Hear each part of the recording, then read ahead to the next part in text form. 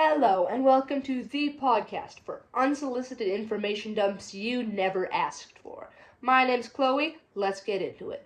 Today's topic, substance abuse, specifically alcohol, meth, and a little bit of shrooms. Alcohol. Some short-term effects of alcohol are impulsive behavior, impaired concentration and judgment, drowsiness, aggression, slowed reaction time, slurred speech, blurred vision, nausea and vomiting, and memory loss or impaired memory.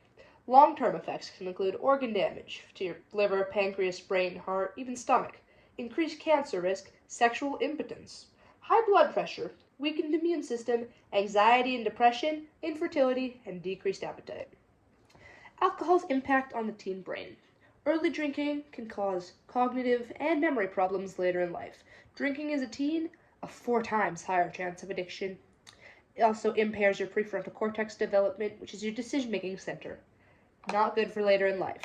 Some risk factors of alcohol addiction are genetic predisposition, stress, sex or gender, peer pressure, family, and potentially an abusive household. Signs of misuse or dependency on alcohol: increased tolerance, withdrawals, increased aggression, irritability, mood swings, anxiety, depression, and things such as skipping work. Impaired driving laws in Saskatchewan. The following offenses come with the same consequences whether you're new or experienced. Driving with a blood alcohol content of 0.08 or more, driving impaired, failing or refusal to comply with demand at roadside, being over the legal limit for drugs, on a combination of alcohol and drugs, and any of these, if you're convicted of any of these, can face immediate roadside suspension, vehicle impoundment, impaired driving education, and mandatory ignition interlock. Some connections to mental health for alcohol are it can cause temporary relaxation, euphoria, irritability, anxiety, depression, and aggression. One community support resource for alcohol is the SAMHSA helpline, 1-800-662-HELP, 4357, for free confidential support. Part 2, methamphetamine. Short-term effects of methamphetamine: increased alertness and energy, euphoria, decreased appetite, rapid heart rate and elevated blood pressure. Psychological effects such as aggressive behavior, anxiety, paranoia, hallucinations. Addiction, not good, not good. Cognitive impairments, mental health issues, usual, chronic anxiety, mood disturbances, even psychotic symptoms, cardiovascular problems, dental problems like meth mouth, dental decay and gum disease, and increased risks of infectious diseases such as HIV and hepatitis. Meth's impact on the teenage brain: increased reward sensitivity, which is also not good for addiction. Did I mention addiction is not good? Neurological changes, making impulse control, memory, emotional regulation. Your brain's chemistry changes. Everything interacts a little differently. Long-term consequences. Meth effects can last for years, and it can impact your education, job stability, and even your self-esteem. Recovery challenges. Teens using meth will face greater challenges just because their brain isn't fully developed yet. Their brain's not developed enough yet to handle such things. So, don't get addicted to meth! Risk factors for meth addiction: genetic predisposition, early exposure, and any other mental health disorders, chronic stress, trauma, environmental factors such as peer pressure. Signs of misuse or dependency: physical symptoms, meth mouth, weight loss, dilated pupils. Behavioral changes such as aggressive behavior, mood swings, and withdrawals. Psychological effects: hallucinations, paranoia, and changes in brain function. Impaired driving laws regarding meth. Impaired driving legislation that are mentioned above is equally applicable to meth. There is a zero tolerance policy for any kind of drug-impaired driving. Meth's effect on mental health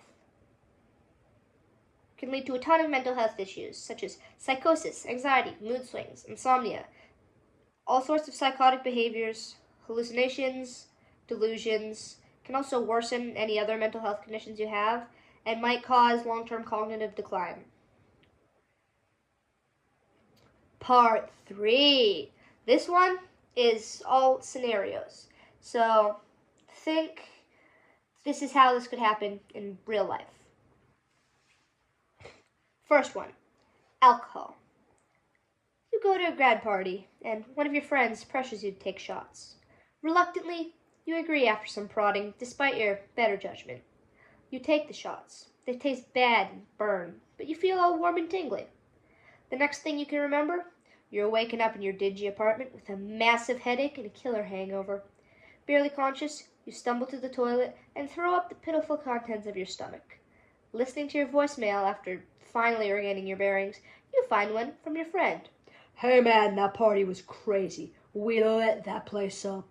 Groggy and confused, you wonder just what happened at that party. Did something happen that you were unaware of? What if you got in real trouble?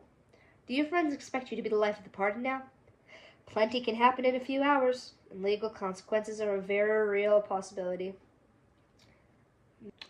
Scenario 2. Magic mushrooms.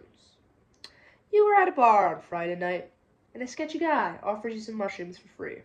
You refuse, but one of your already hammered friends, Jency, you don't like that Jency.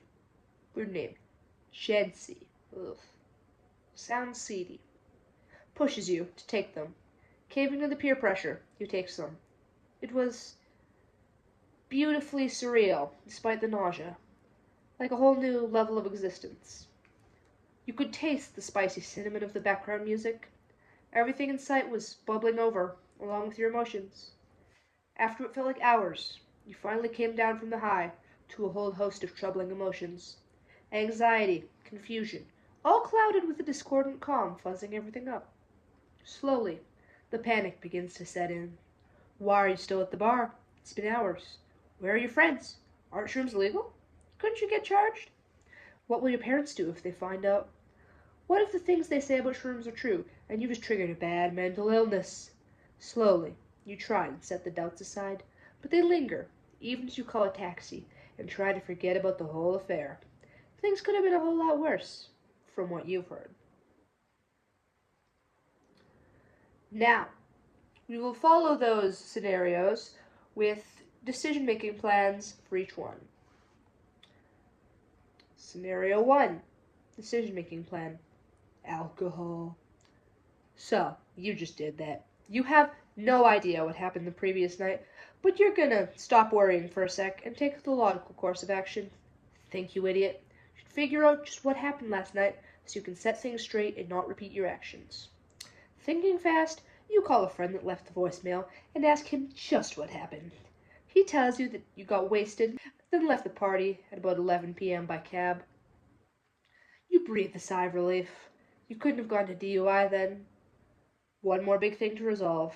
You ask your friend just what happened at that party, telling him you can't remember. Your friend, understanding, fills you in on the events. Fortunately, nothing much of note happened, despite his earlier words. Just hard partying. There isn't really anything to fix or think about. Good thing you kept your head on straight, though. Who knows? The consequences of panicking were probably worse than the minor ones of the party. Now, you thought, I gotta nurse this hangover before I'm knocked out for a few days. Decision-making plan, scene 2. Shrooms. As soon as you get home, your mind starts racing with desperate questions. Just how long were you there for? What happened when you were all spaced out? Taking a breath, you force the raging torrent of thoughts down to a trickle and try to logically process the situation. The first step would be to figure out the consequences. Okay, consequences. You can do that. Well, if something bad happened while you're on the trip, you need to find out. Sighing with resignation, you pick up your phone and dial Jency. Jency. He's not reliable, but he was the only person at that party you knew.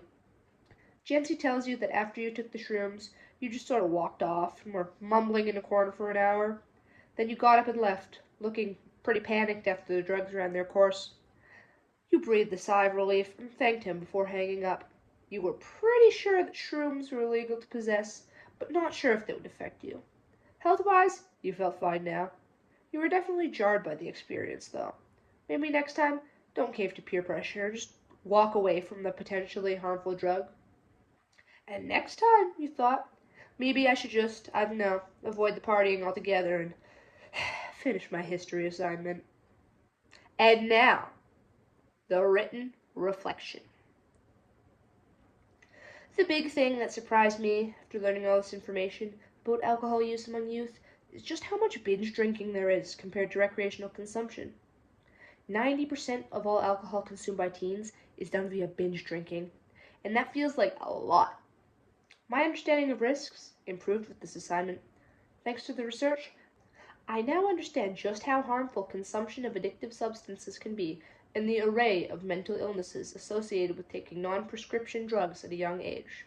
However, my perception on drinking hasn't really changed. It still firmly stands in the "is there really any reason to do it in the first place" category. I still probably won't drink much ever, and I'll hopefully never do drugs. My one personal commitment to making healthy choices is ensuring that I stay active every day and take breaks when I get overwhelmed. Oh, my second commitment is to stay away from drugs. Seriously, don't do drugs. And that's all we've got for you today on Chloe's random information dump you never asked for. Thanks for listening, and have a lovely rest of your day.